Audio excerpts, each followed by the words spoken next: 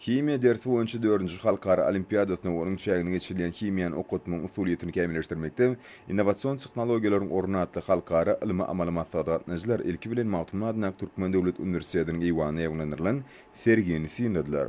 Sergide ilim bilim ulgamyna gazanýarlar. Şeýlede kimya ilminiň we tehnologiýalaryň ötüşiniň üstünliklerine başlanan işler Milli Amal Haşam sunugatynyň gymmatlyklary görkezildi.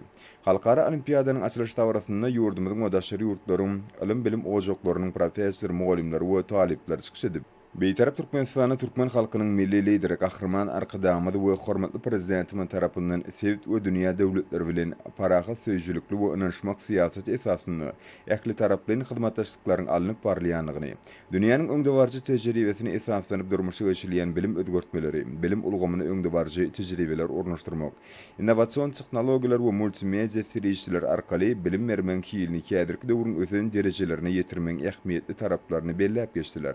Halkara dert beýatlyşygyna Russiýa Federasiýasynyň, Hytaý Halk Respublikasynyň, Italiýanyň, Iran Islam Respublikasynyň, Ruminiýanyň, Belarus, Kazakystan, Azerbaýjan, Ermenistan, Täjikistan we Özbegistan respublikalarynyň ýokary okuw mekdepleriniň 24-sinden talipleriň 100-den gowragy, hemde ýurdumyzyň ýokary okuw mekdepleriniň 23-sinden talipleriň 150-den gowragy gatnaşýar.